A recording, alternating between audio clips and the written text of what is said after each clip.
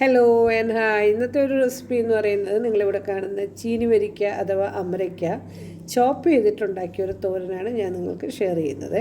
ശരിക്കും പലരും ഈ വെജിറ്റബിൾ വാങ്ങിക്കാൻ മടിക്കുന്നത് അരിഞ്ഞെടുക്കുന്ന ഒരു ടൈം കൺസ്യൂമിങ് ഓർത്തിട്ടാണ് ആയിരിക്കാം. ഇത് പക്ഷേ ഡയബറ്റിക്കിന് വളരെ നല്ല വെജിറ്റബിളാണ്. ഇവിടെ ഞാൻ ചോപ്പ് ചെയ്തതാണ് നിങ്ങളിവിടെ കടായിൽ കാണുന്നത്. ഞാൻ രണ്ടറ്റവും കളഞ്ഞിട്ട് അതിനെ രണ്ടായി മുറിച്ച് ചോപ്പറിലിട്ട് ചോപ്പ് ചെയ്ത് എന്നിട്ട് മഞ്ഞളും ഉപ്പും ഇട്ട് വേവിച്ചതാണ് ഈ കടായിൽ ഇരിക്കുന്നത്. ശരിക്കും ഇനി അതെങ്ങനെ പ്രിപ്പയർ ചെയ്യണമെന്ന് നമുക്ക് നോക്കാം. നമ്മുടെ രീതിക്ക് ഞങ്ങളിവിടെ കടായി വെച്ചിട്ട് ഞാൻ വെളിച്ചെണ്ണയാണ് ഒഴിച്ചത്. അതിൽ ഒരു സവാള ചെറുതായിട്ട് അരിഞ്ഞ് ഇട്ട് വഴറ്റുന്നു. ഇതിൽ ശരിക്കും ചെറിയ ഉള്ളി ആണ് കുറച്ചും കൂടെ ടേസ്റ്റിയർ, പക്ഷേ ഞാനിവിടെ സവാളയാണ് ഉപയോഗിക്കുന്നത്.